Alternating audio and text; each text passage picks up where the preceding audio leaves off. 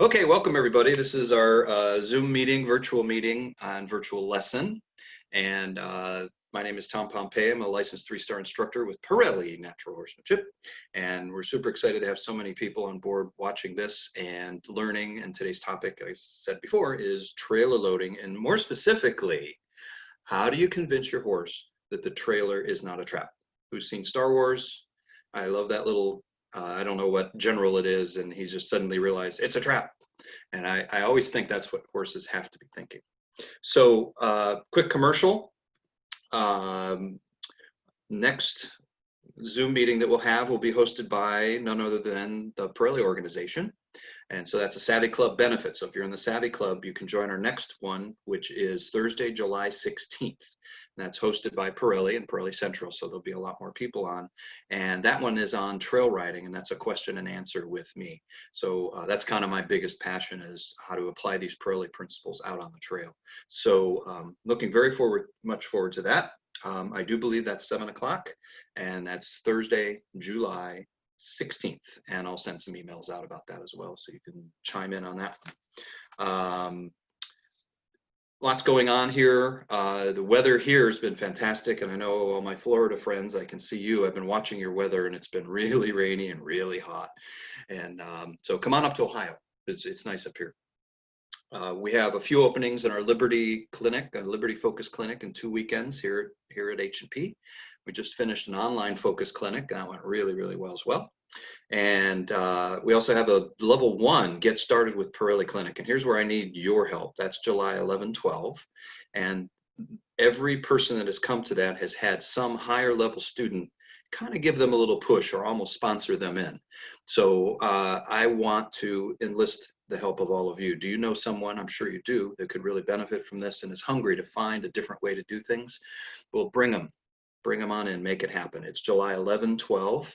And if you bring someone, I would like to invite you to come and assist and watch, but most importantly, help me, because everybody that's come, everybody that's known the Parelli program that comes and watches the level 1 Get Started clinic walks away with a new understanding of the foundation of the program. And it sounds trite to say, but it's all about the basics. So when I watch Pat Parelli play with a horse, I sometimes can't tell what level he's playing on because he's shifting all the time. And level 5, 6, 7, that is level 1 with excellence.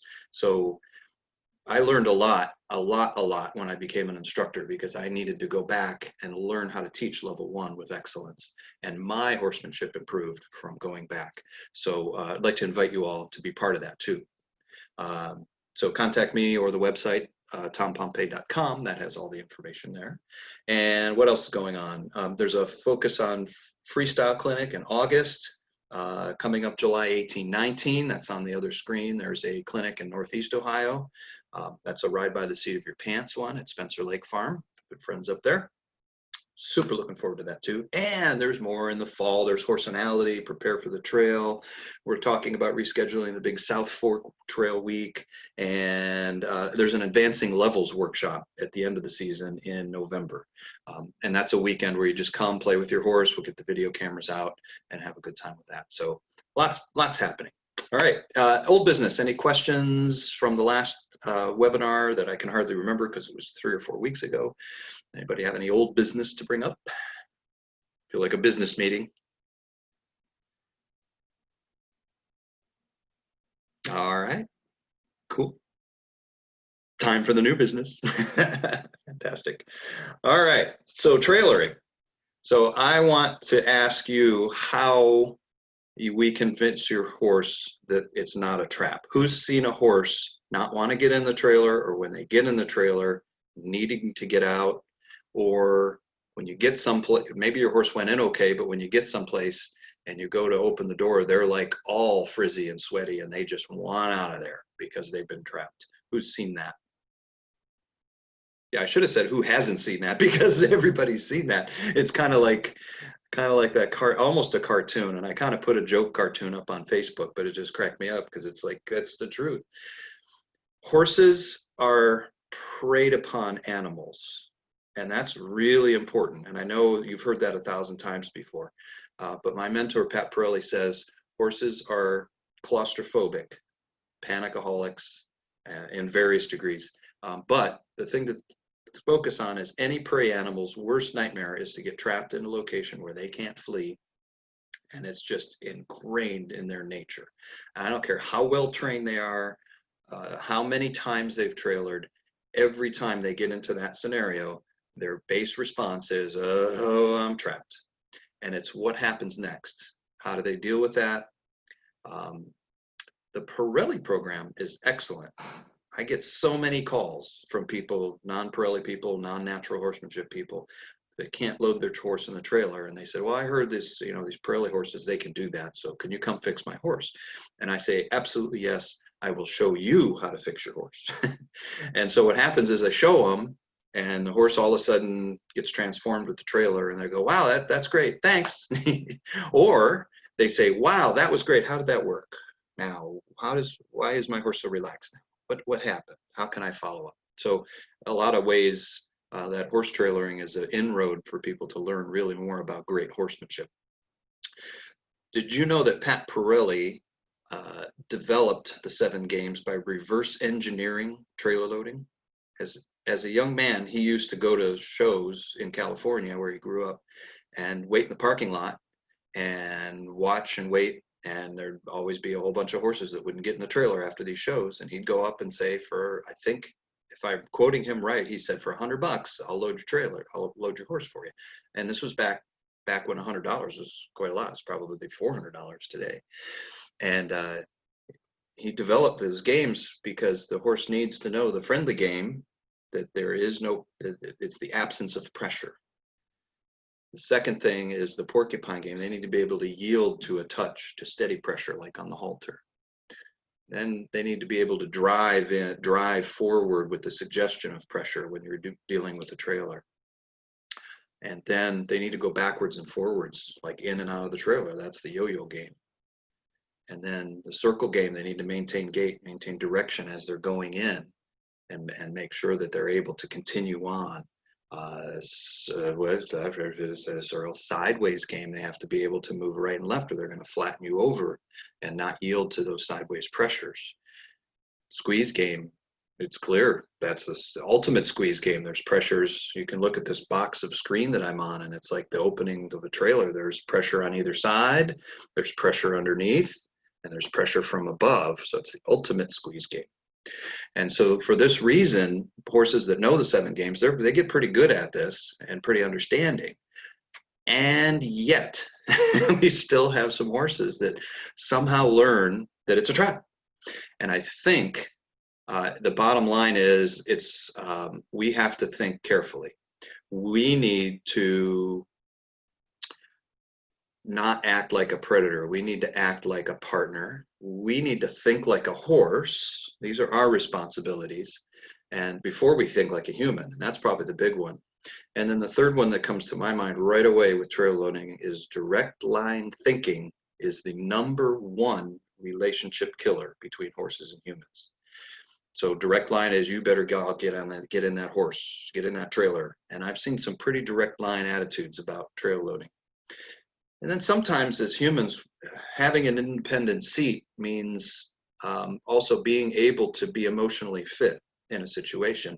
And sometimes around trailers, we get our juices up. And when we get our fear up and that heart rate of ours gets going, well, that translates to predatory behavior in a horse. And they're like, brr.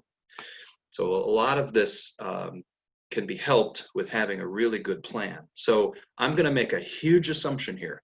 I'm going to assume that you've all seen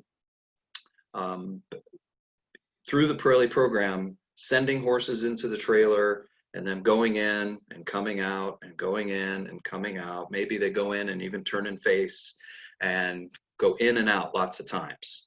And that is a real big help. And so my first question to you is, why does that help? Why does sending a horse into a trailer, having them turn and face, come back out, send them in, turn and face, come back out, send them in, turn and face, come back out. Pretty soon they go in and they just stand there and look at you like, oh, this is no big deal. So why is that? So you can kind of type that if you like. Or if you want to add in something else, I see Nancy says dancer loads well, but every time I see an open trailer, if I can load, I do. That's a great idea, Nancy. And if it's low to the ground, I ask them to back in. It's just a game. Exactly. They are not trapped. Yeah. So the more they can go in and come out, they'll realize it's not a trap. It builds confidence. Yes. Marilyn says approach retreat. Yeah, that's a big one. It's the friendly game. It's the first thing I mentioned about trailers. If we can convince the horse it's not pressure. So that means rhythm, relaxation, and the most important thing is retreat. Every time, oh yeah, there, that was just reading Carla's again. We just load and unload several times to build confidence. Perfect. Yep, very good responses. Some horses are more claustrophobic than others. So love language leadership. I want to touch on that real fast, and then we're going to get really specific. But my idea of this today is if you can understand the why of what's happening sometimes, you'll figure out a way how. And I've not going to, I've seen, even I've done it before I knew any better. And I've been, you know, maybe even as a level 3-4 student in this program, I was doing these things because I didn't know that I was creating a trap in that horse's mind. They dealt with it fine because there's so much leadership in this program and there's so much love, and the love is the relationship with the horse and getting the horse to feel safe. So the more language and communication, 7 games we have going on and yielding going on, the more these horses trust us. But there's still a few things we can do to make them feel claustrophobic. So I want to just make sure that they have that idea of love, language, and leadership. That has to be there first, or the things we're going to present today aren't going to help. We need to help them to feel safe. So that's the approach retreat idea, and that's a game changer. There's two things that come to mind. One was a colt start I did a couple years ago, and the horse had never been in a trailer once as a baby, probably didn't even remember it, and so I felt hugely responsible when I went and picked up that horse. It's like, well, he's never been in a trailer before. So I want to make this a good experience. So I put my Steady Eddie mare in the trailer, Peaches, and he went, ooh, mare. And I just set it up because I wanted that first experience to be so positive. And the horse knew the 7 games already. We had played enough. And he just got in there like it was no big deal. And I just remember thinking, wow, that's cool. I better not screw this up. And then actually through all the training of that, it was kind of nice. He was a blank slate. I don't know if you know about the science behind preyed upon animals, but when a bad experience happens to them, it burns into their brain cells. It can be something that they get over, and they actually do surprisingly get over it rather quickly, but they will always remember it.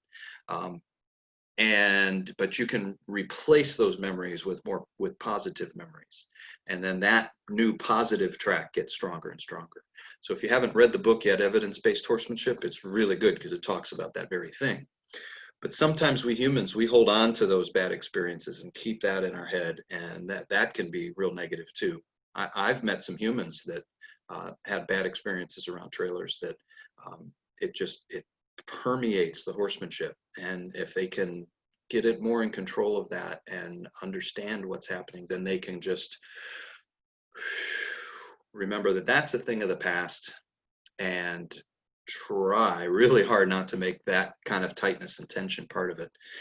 Linda Parelli's got some great humanality, horsenality things with trailer loading that are available on the Savvy Club. It's really fantastic. And if you've been, I was remembering 2 years ago at Savvy Conference, there was a great thing about it's not about the trailer. One day was devoted to trailering. And well, the morning was it's not about the trailer. And then the afternoon, Linda came out and the session was, well, what if it's about the trailer? And it was a person who was very nervous about trailering. And her horse was well past that. It was a thing of the past. And they helped her to recognize when she was getting tense. And it was even the thought of the trailer that was getting the human tense. And when she let go of that, the horse self-loaded. It was tremendous. So it's something to be aware of too. There's a lot of components here.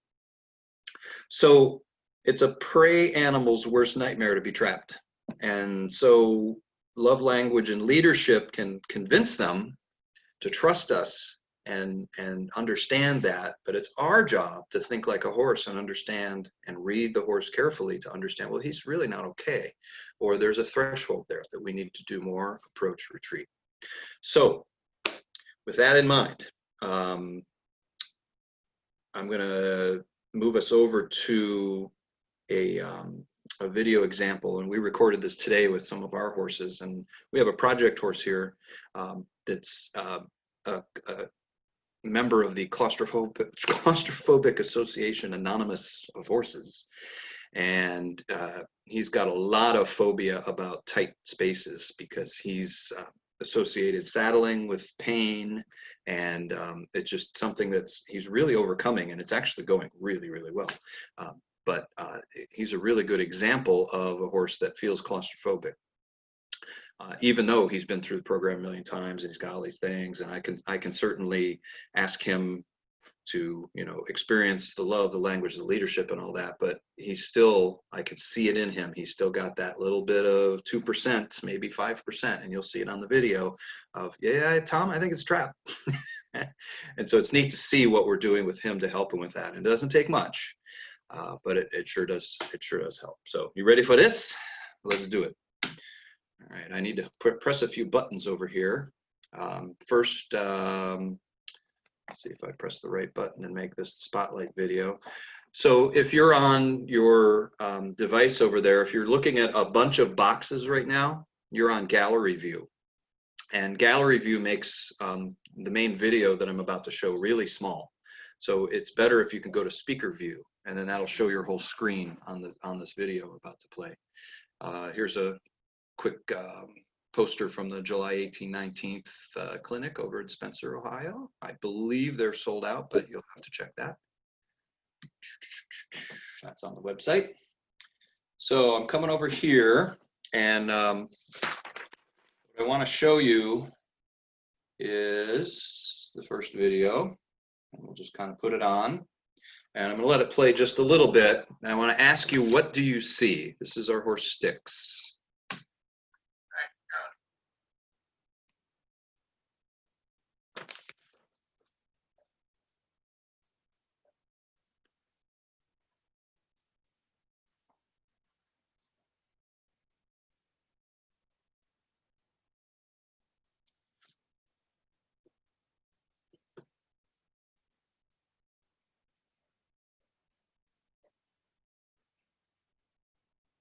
That was him deciding to back out.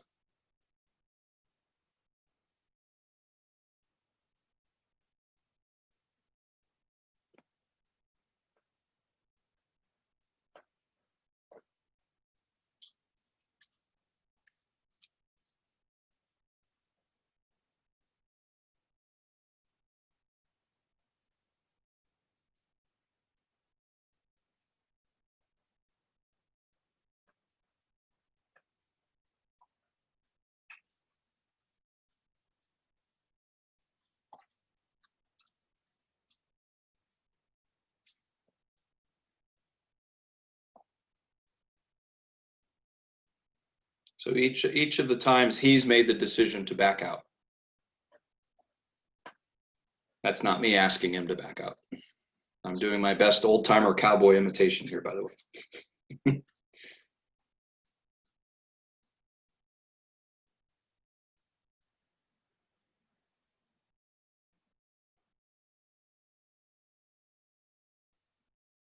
All right.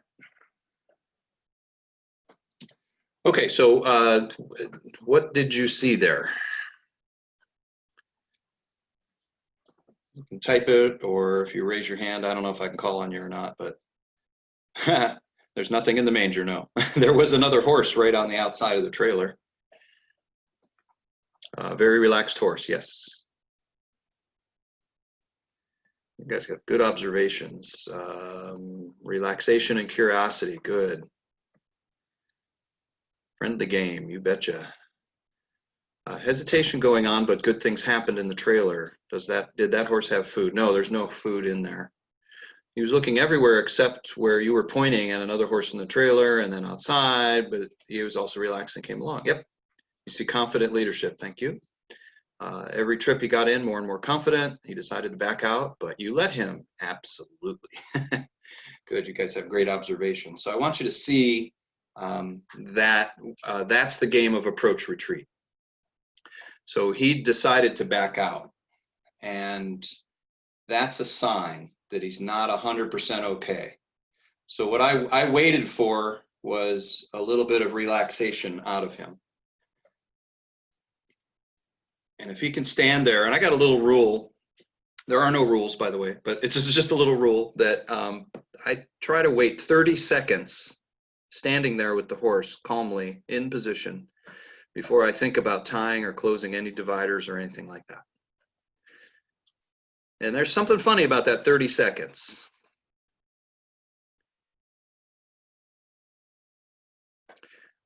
Sometimes you get to about 20 seconds and they'll go, nope, I'm really not okay. But something magical after 30 seconds, they kind of like, hey. So you'll notice I'm keeping his head straight for safety. And that was a really good example right there. Let me back up the video just a little bit. Backing the video. So like we're going backwards on the video here. So like right here, see how he's turning his head right there? That's a potentially dangerous moment because if his head turns all the way around, that's a bad thing. So anytime I'm in the trailer with the horse, first of all, I need to have done enough approach retreat without me in the trailer that I feel safe to get in there. Secondly, a lot of times on trailers, if they're smaller trailers, I won't get in. Like if it's straight load, I no need to get in. I can go right to the door and meet him or whatever. But I want to make sure that it's super safe. But then watch what I do. It's hard to see with my hand. I just gently say, keep your nose straight. And that's all it took. And then I did a little porcupine game with my backhand here. So that's the first thing. And this particular horse, when you start thinking about tying him, he starts to get nervous again. So what I'm doing here is, you'll see me futz around quite a little with the rope. I'm sort of seeing what'll happen there. So right away, I was just even thinking about it. So I want to show you what I did there, because you can see it in the screen. He started to back up. And now the rule is you never want to inhibit the horse backing up. If they choose to back up, nothing should trap them. But you'll notice I've put 1 ounce of pressure there. And that's all I would put. And if he still commits to backing up, I'm going to let him back up. Let's see what happened there. Oh, he chose to come back forward again. Okay. So I had a choice there, but no more than 1 ounce, because I don't know if you know what'll happen if a horse feels trapped and they get trapped in the face, their head comes up, and look at all the stuff he could hit his head on. So I'm just rubbing him and seeing if he's okay with that. Now, the next little thing I want to talk about is, you can't see my hand, but what I did just there was I porcupined his butt into position. Because if I close the divider, get my pen over there, this is the divider that would close on him. If I pushed his butt in with the divider, and I see this all the time, it's going to make him feel like the divider trapped him. And we're trying to make him not feel trapped. So I porcupined him with my fingers right back here. And I think I'll do it again up higher in a moment. See if you can see it. So his butt's a little out of position there. This is going backwards. Here's forward in slow motion. That's me porcupining his butt over. Now he's in position. I could close the gate if I wanted to. So that's a pretty common thing. And I don't know when I learned that, but I don't think I learned that until the last few years when I met a horse that you couldn't close the divider. They'd push against it. And then the moment you open the divider would fly open. It's because the divider was doing the pushing. The divider was pushing him into place, and it was pushing him into a place he really wasn't comfortable being. And the poor horse, the whole ride, he was like, oh, this is trapping me. It's trapping me. Something's trapped me. And so sure. So porcupine him into position first and make sure that you've got your 30 seconds. And if they need to retreat, they need to retreat. I'm pretty sure I remember what happens next here. I started futzing with the rope a little bit more and he needed to retreat. So I'm just waiting for my 30 seconds. Oh, maybe I closed the gate. Good on me.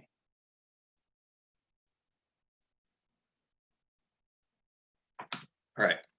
So there's a lot of ways, and there's all kinds of different trailers. This trailer is a little unusual because it's 8 foot wide and the manger has these grills on, but it's real nice because the horses can see each other and it's nice and open and airy. It does present some challenges with tying.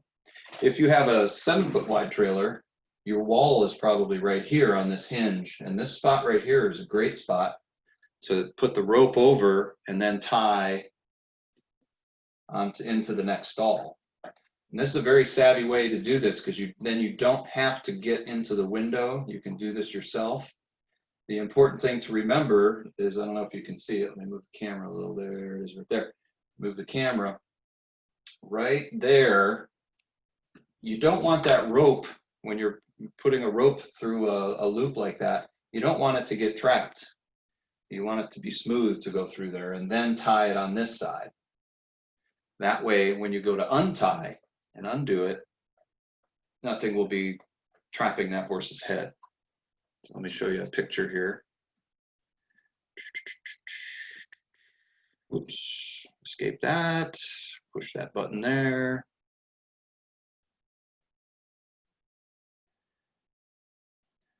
So there's a nice place to tie. You can lay it over the top of that divider and then tie into the next stall. And then when I go to leave, go to open this divider, I first would walk up here and untie the horse and then walk back to here to the divider. That way you're not opening a divider on a tied horse. Never open a divider when horse is tied.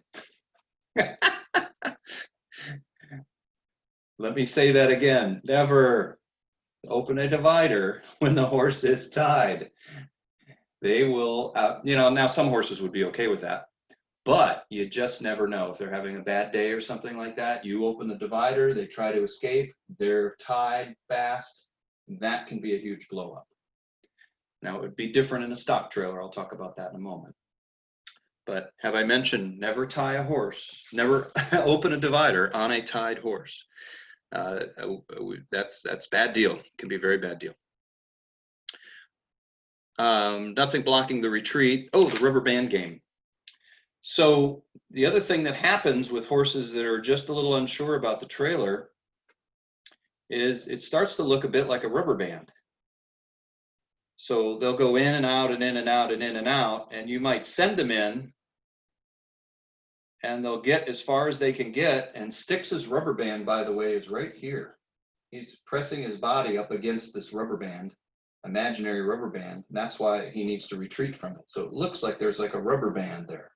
And you retreat it and approach it enough times, it just goes away, or the rubber band gets farther in on the trailer. When Styx was first learning this trailer, his rubber band was back here. I just met a horse last weekend whose rubber band was right at the doorway, and it was only his back feet. That's where his problem was. So all we do is think about it from the horse's point of view, approach, retreat, and the rubber band goes away, I hope. Push in with the divider. All right, the next little video is 1 minute and 30 seconds. Let's go 2:14. This is another more obvious way. This is how I typically trailer and tie. So I ran that loop. I don't know if you could see it. Back it up here and change the camera angle just a little. Yeah, right there. So I ran it through his side, and now I'm back here holding it. And that's just a quirk of this particular trailer. Most of the time you can just loop it over there.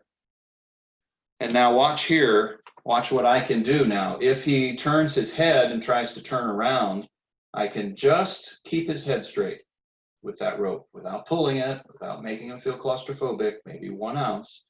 I can just do enough to keep his head straight.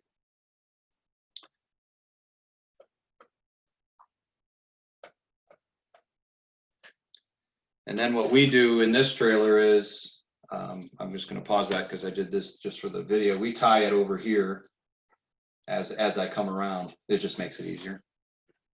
But that's just because it's a quirky trailer. Good quirky.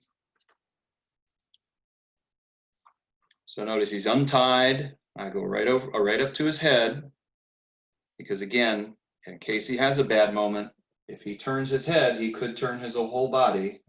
And if you've ever been inside of a horse trailer when a horse unexpectedly turns around, no, you don't want to be in that. So you want to be up by his head where you can control his head.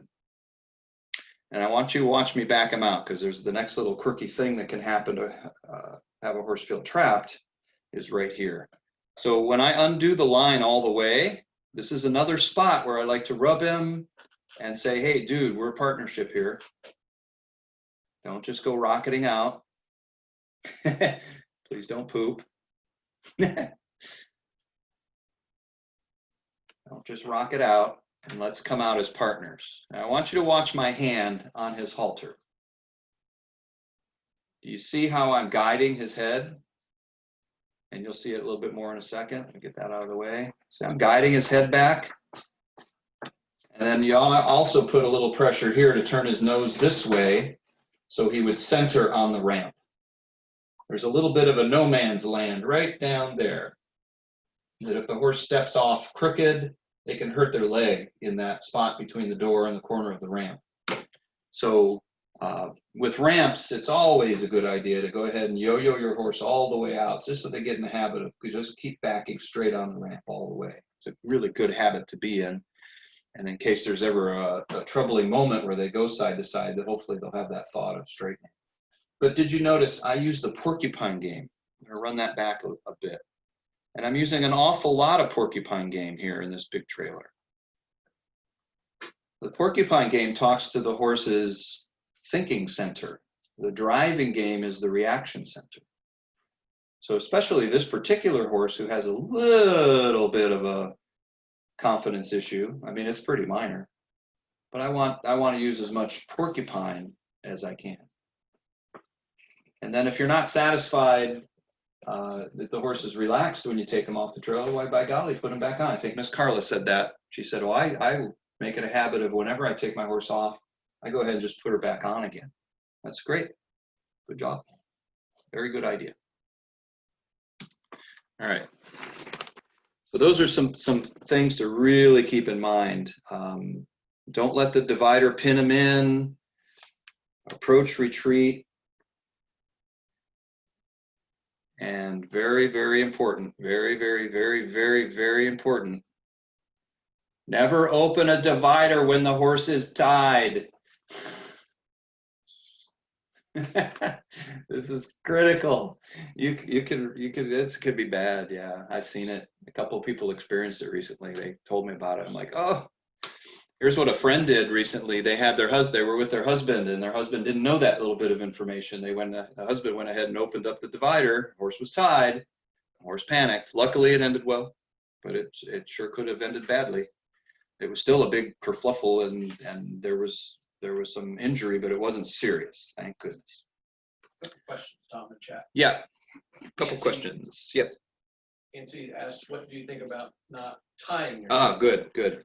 Yeah, so the question I have for you is, why tie your horse to begin with? So let me get back on my face screen here and take a break from the video. Why tie your horse to begin with? What's the purpose of tying them?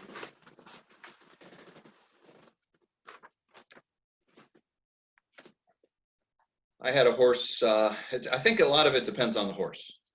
I had a horse that was pestering other horses. I mean, he would reach under and bite at their legs and just try to get them to react. He was just very much a left brain horse.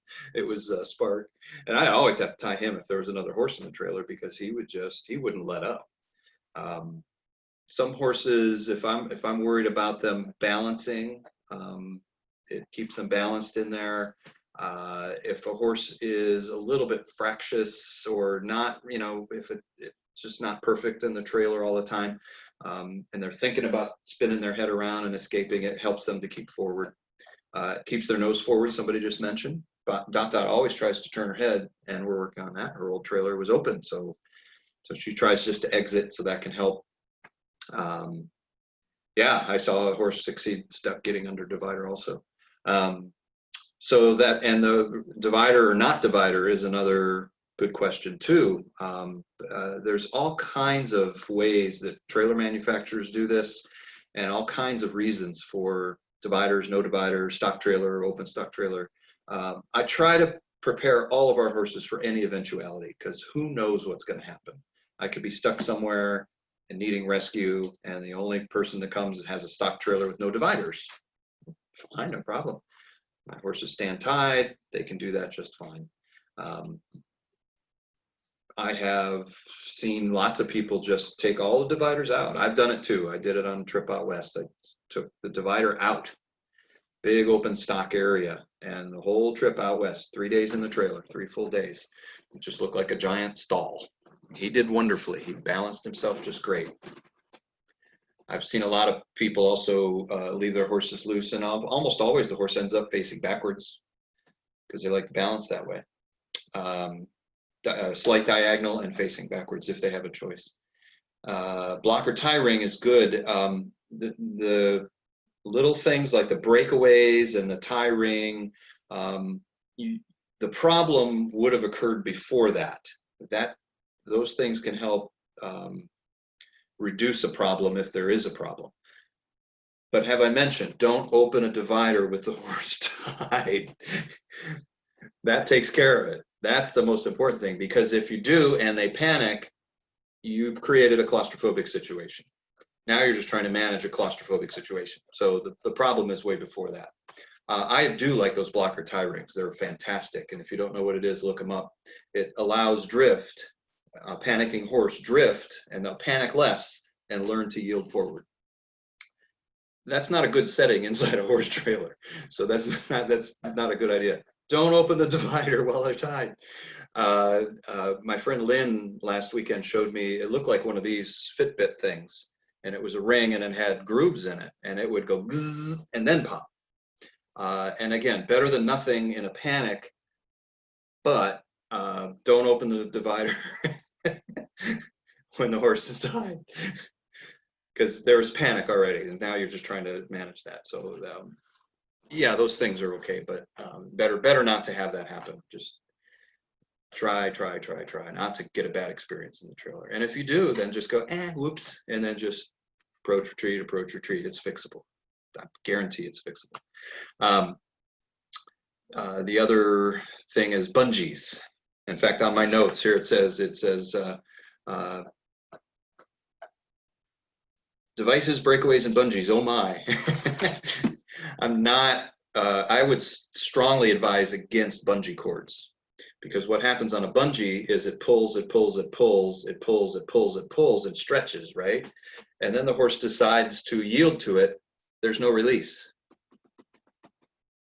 So on the other things that we were talking about, like the blocker tie ring, they pull. They get a release if they come forward. But a bungee, pull, and they go to release, and it just keeps pulling. And so there's no release there. And those, I've seen a bungee snap. Yeah, I saw her pass his eye put out because he panicked and a snap. Yep, snap was hooked in the trailer tie loop. What kind of halter do you haul in? That's a great question. I haul in the natural hackamores and the rope halters, but I would never haul in that if my horse wasn't really good at yielding to pressure, period. If you're worried about it, use a halter with a breakaway, like a leather fuse in it. And in fact, Parelli's are selling a leather, it looks like a rope halter, but it's all made of leather. And it looks really beautiful. So that's an option also for you if you're concerned about that. If I have a fractious horse or a reason to haul in a breakaway halter, then I certainly would do that. But that's just what I use. And there's training reasons not to use a flat halter because they can lean against that pressure. But again, you got to do what you think is right. because every horse is different, every situation is different. So that's kind of a politically correct answer, but I've heard people say never, never, ever, never haul in, never tie a horse or put a horse in a horse trailer with a rope halter because it will not yield. And that is correct. But if they're safely in there, I think I have no problem with that. The last stall, I'm glad somebody asked about that. Did I skip any questions? I think you got them. Got them? Good. Thank God Mike is here. So places to tie, we talked about that, different ways, different settings. Oh, here it is in red in my notes. Never open a divider on a tied horse. Opening the divider, I showed you that. Porcupine game, I showed you that. Now, the last stall issues on it, especially on a slant load. I'm glad that came up because I've got a whole chapter devoted to it next. And that's tricky. And I've heard a very wise man say, I don't know who said it, it was probably a really good horseman who said, you want to put your best horse in that back area of a slant load trailer.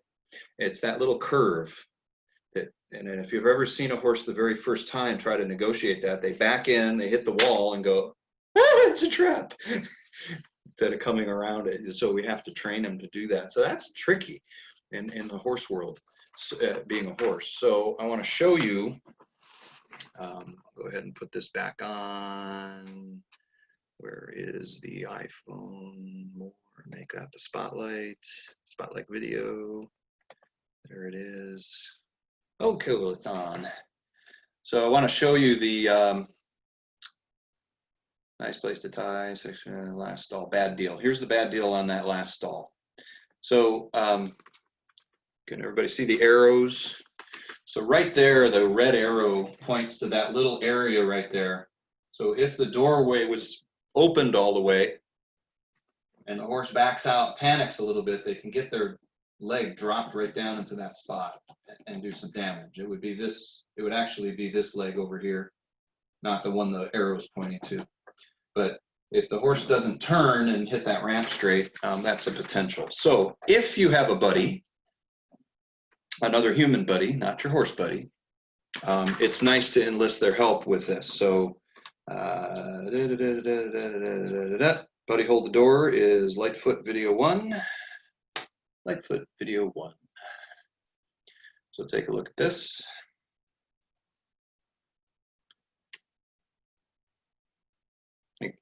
Mike and I are talking over which video we're going to do. Hi. So if you have a human partner, it would be nice for them to, on this last load, last door, last stall, I mean, to just put the door right there. And then I used my driving game and I sent my horse in. Okay, that hopefully eliminates that spot. After your horse is all set, this is the moment right here when you walk away that there's that potential. If they panic, get into this corner back over here, that foot can fall into that little space there. So you want your partner there to hold that door closed a little bit. So that's one way to do it. And then you really can't see on this video that I've gone over to the window and I'm tying his head. Okay, so that's one way to do it. There's lots of different ways to do this. Lightfoot number 4 is the other way. So if you're alone, get over to the other video. You don't have another savvy partner with you. This is what it might look like if you're all alone. Nice face, Tom. Send them on in.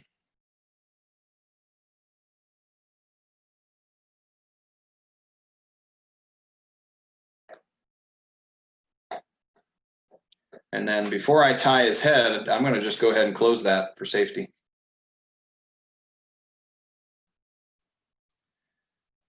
And I'm over here and on his head. Now, for those of you that have trailers where that door is really high up there, or the tie, like, look how, that's my head. The tie is way the heck up here. And even when I stand on the wheel well, it's awkward to get up there and tie. So what we've done is we put a trailer tie in that's just the right length here. It's already in there. And so we just swap it out. And that trailer tie just lives in that last stall. Just makes life easier.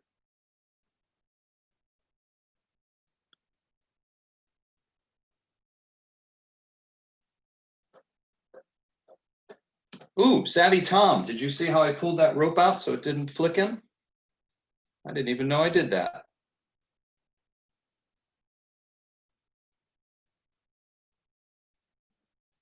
Right at the end there, I pulled the rope nice and slow so it didn't disturb him. Oh, so polite.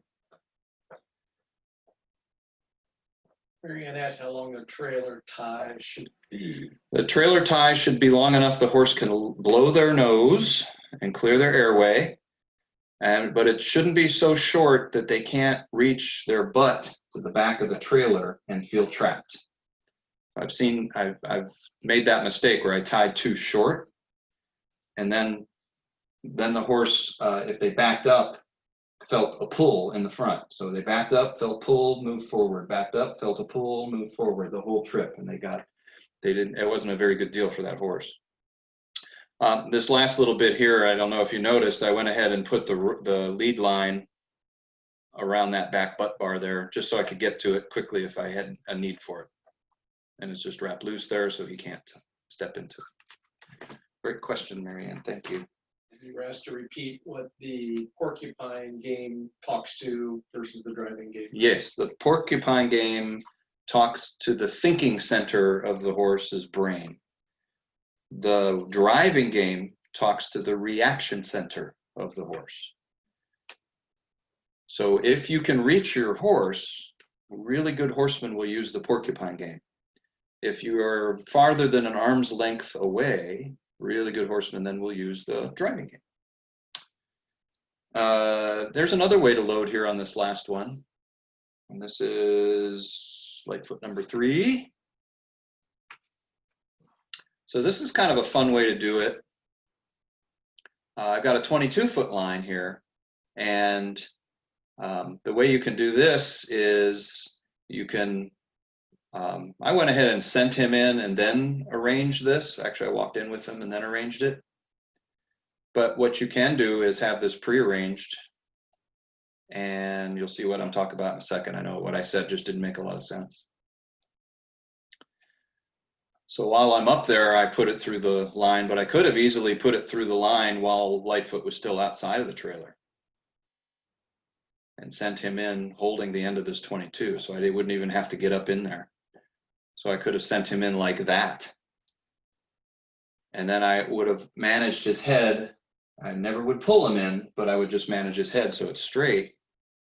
And then if everything's good and he's relaxed, you put your butt bar down, and then you can tie the end of that rope to the butt bar. So if you don't have a partner, or you can't reach the window, or maybe your window doesn't drop down, or you can't even get to it, that's another option for that last stall. Here's the thing to be careful of, and this doesn't work well on this trailer. And I don't know if you're going to be able to see it on the video or not, but I'll highlight it for you. So this line right now that was heading out to tie here is drifted down too far. He could get a leg over it, and it's way too loose.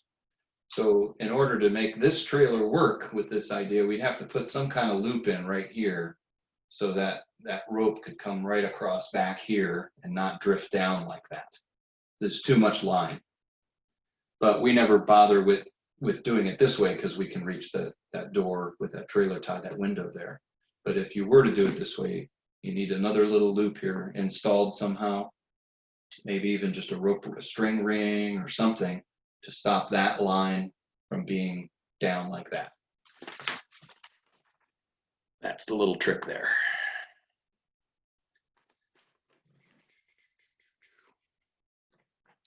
And I think I have a better picture here of backing up with the divider thing. Boom, boom, boom, boom, boom, boom, boom, boom. Loan send in, nose over unload. Lightfoot 5. This is a really good example of backing up from this perspective. He's a camera hog. So I'm using the porcupine game. So now right here, I'm about to take his nose that way So his butt goes this way, and he stays out of that no man's land back there that we talked about, that back hoof. See that? So the nose goes that way, it sends the butt this way. And it comes off real nice.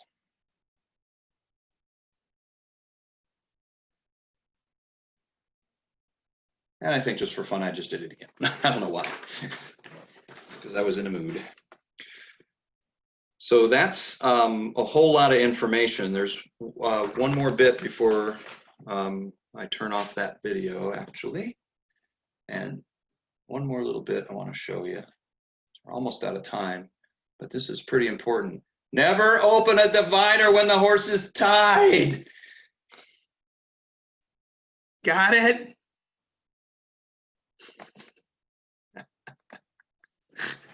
I was gonna have scary music on that too. I had downloaded some scary music. Bum, bum, bum. Yikes. There was one little bit I wanted to show you too with my savvy string. When I was backing the horse, so if this was the horse and this is the snap up here and the line's hanging down, I kind of almost took a flat hand and just porcupined the horse like that. I didn't pull. I just said, hey, we're coming back. And the horse backed up. I just had a flat hand on that rope and snap. And then if I needed to direct the nose right or left, I was real gentle about it. It's a lot to think about when all this is going on. When you know, everything I just presented, that's a lot. But if you just remember, you want to do everything possible to not let that horse feel trapped and give them as much retreat and approach as possible. You're going to find any of these little minor issues are going to be a thing of the past. I think with Sticks, I would say he's 95%. And we did no warm up on that. We pulled him out of the field and walked right into the trailer, and we set it up for success. There was another horse in the trailer, but he was still just like, I don't know about this, man. And that's just kind of how he is. He's been hauled all over everywhere. You know, he goes everywhere. So gradually he's going to mature into that. And I think some horses too, if they have that, Sticks has a propensity to be trapped and pull. It's the thing we're working with him, with his saddling, with his riding, with his bit pressures. All that is all connected. And I could see what was happening in the trailers connected to his training. So all these things can help each other. If he has enough faith in me, then I'm not going to put him in a trap. And then the day you screw it up and you put him in a trap, get over yourselves, because it's going to happen. You just go, whoops, sorry, dude, and just more approach retreat, because it's going to happen. You're going to accidentally let them step on their rope, or you're going to step on their rope, or something's going to happen. It's like, oh, I set up a trap. Sorry. You know, horses are so forgiving that thank goodness, because they're very forgiving of all of our faults. I know for a fact. Very good. Any other questions coming up? Those were great questions, everybody. Marianne, can I open the divider when my horse is tied?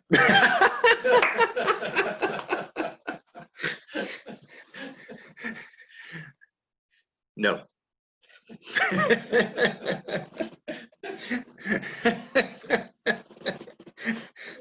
Linda says, I love how it works. The words are bleeding. Yes, don't do it. Don't do it. She says asking for a friend. Asking for a friend.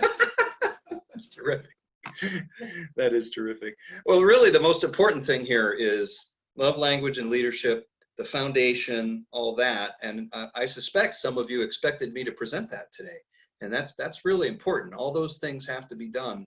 But I just noticed that not a lot of people are talking about what happens next when you get your horse going in the trailer. How do you prevent them from redeveloping these claustrophobic things? And I try to watch people when they come to our property, and I try to catch them before they unload their horses and just make sure they know not to open that divider. But I've seen a lot of people do it. And most of the horses just stand there because they know to stand there and it's fine and all that. But just remember, any horse can have a bad minute, and it would feel awful bad for them to have a trapped minute or trapped millisecond in those trailers. So we want to just do that. Oh, I'm glad somebody asked what not. I use the bank robber's knot or the John Wayne knot, and I was going to spend some time on that, but it's easy to find that information. And I'll tell you what, I'll post it on the event page on Facebook. It's called Knots, Knots, Knots to Know. And it's the easiest knot and the best knot to use for a horse trailer because it won't tighten down on itself. And you can lock it easily if you have one of those horses that likes to undo things. And most importantly, you can open it quickly. You just pull it and it comes right off. You don't even have to wind it up into anything. So it's a super safe knot to use around the trailer. What do you think of using tie block in the neck stall instead of tying a rope in the neck stall? Shouldn't matter because you're not going to open the divider until the knot's untied completely. And so, yeah, I would just be careful because you don't want to open the, I know I'm going to say it again, I'm sorry. You don't want to open the divider and have any sense of panic. And I wouldn't want that, I wouldn't want that to happen because the blocker tie ring or any of those other devices, that's still going to be a panic. They're going to deal with the panic because there'll be some drift, but I don't want anything blocking those horses' heads when they're thinking of getting out of the trailer. I have been a fan of telling my horses this, but they don't believe me. I've been telling them constantly, you know, the number of times you've gotten in the trailer equals the number of times you've gotten out of the trailer. And I guarantee that that is true. But horses don't think like humans. They don't think like that. They don't know. So it's our job to make sure you're really reading your horse carefully to know whether they're thinking it's a trap or not, and then set it up so it's not a trap. The levels program is fantastic. In the Savvy Club, we start asking you for official auditions to start doing trail loading around level 3, but let me describe what level 1 trail loading is. Level 1 trail loading is getting your horse in the trailer. Actually, that's level 0. Level 1 is sending your horse into the trailer. And then as you up the levels, you can sit on the fender and send your horse into the trailer. And then 22 feet away and send your horse into the trailer. And then 45 feet away, send your horse into the trailer, and then just get on in. It takes a little psychology. Do you know what level 10? Does anybody here know level 10 trail loading? Let me get back to my gallery view. Anybody know Pat Parelli's definition of level 10? Nobody? Mike knows it. Horse drives trailer, close. Loads at Liberty, close. It's better than that. You know, the Liberty load, I'm going to tell you all a secret. The Liberty loading is easy. Once the horse is not afraid of the trailer, the Liberty loading is easy. You just make that the most comfortable place. And that can mean a lot of things. If it's a left brain horse, you can work outside of the trailer and then go let them rest inside the trailer. 3 repetitions of that and they're asking to go in the trailer. Sure, go ahead. If it's a right brain horse, just give them comfort inside the trailer and just scratches and all that. And pretty soon they'll have that same idea as long as they're not afraid. If there's any fear, this doesn't work. It's a make, but it's great. You just let go of the rope and they go running in the trailer. It's actually pretty easy. It's very impressive looking. But when you see the psychology behind it, you go, oh, that's pretty easy. All right, level 10, horse hooks up the trailer. You're very close. You yell load up and the horses load and your wife closes, yeah, that's it. And you take off. Yes. So you sit, first of all, you walk out and sit in the passenger seat. Your wife comes out or significant other and hands you a beer. The dog chases the horse from the paddock into the trailer, knocks the door closed and it latches. The dog jumps in the back. Your significant other or wife hops into the driver's seat and you drive off. That's level 10 trailer loading. So, you know, I've always, that's from Pat Parelli, that's not me. But I've always wanted to do like a fake video of that and make it, because you could like train the dog, put some peanut butter up on the latch of the door, and you can do editing and make that happen somehow. That'd be great. There's a good friend of mine, Sandy Steinway, did a quick video. I think she was bored, and she did a video of, I think 21 ways to trailer load a horse. And so, you know, sending them in, riding them in, Liberty, backing them in. And I think that was pretty creative. You might want to check that out. It's out on Facebook. But making a game of it, make a game of it, because a trailer really is just another obstacle. And if you're having some severe problems, like I mentioned, I saw somebody mention on there that they've had horse bad experience and the best they can do is get 5 feet and let the horse eat grass by the trailer. Call me in, I can help. I've seen this work a million times, not a million times, that's exaggerating. Hundreds of times I've seen so many horses get helped by this approach of using natural communication, trust, understanding, love, language, leadership to help them with the trailer. I'm going to end with the bear story. Apologize if you've heard it. So I was at the Parelli Ranch. I was at Fast Track, and that was back then it was a 4-week course that you had to do it to even consider being an instructor. There was lots of testing and all that. So it was the end. It was going to be 110 degrees out in the plains that day. So I woke up at 3 in the morning, I was already all packed. I got up at 3 in the morning. I took my horse, it was Spark. I took him out of the student pen area, and there were 60 horses in the student pen area. And brought him over to where the trailer was parked, the other side of campus. So I took him away from his herd of 60 that he had had for 4 weeks in the middle of the night. And we got over to where the trailer was parked where I could load him. And my plan was to feed him there and then be on our way and beat the heat. When we got there, the trash was there for campus, big dumpsters. If you've been to the Parelli campus, you know right where I'm talking about. And there were bears, multiple bears, rifling through the trash. And Spark, the horse, was, because there's bears. And I'm like, oh my God. So I know I have enough savvy to know he's not going to eat. So I looked at him and I said, dude, and I knew the bears wouldn't bother us. They were rifling through the trash. So I didn't feel scared about the bears. I looked at the horse and I said, dude, the only safe place for you is in the trailer. Lead it, lift it, swing it, get in. And he got in the trailer and I closed up the doors and I got out of there. And then about an hour later, I stopped and fed him and he was fine. But I was really, really thankful for all the work I had done with the relationship with that horse, that he trusted me in that moment. Even with prey animals rifling through food, he had enough pattern in him and had enough trust and leadership and language that he's like, yep, the trailer's the only good place for me right now. And he got on in. So that was pretty cool. So I always point back to that moment and think, man, I'm really glad I prepared. And I bet we could all come up with some stories where things were going badly around us and we had to get our horse into a trailer. So that's a good deal. Cool. Does anybody have any questions, concerns, comments? Bye, Suzanne. Cool. Well, I am going to turn the recording off if I can find it. And where is that? Under more, maybe? There it is. And we can move on to happy hour. Yay! So stop recording. Boink. Do you want to stop? Yes.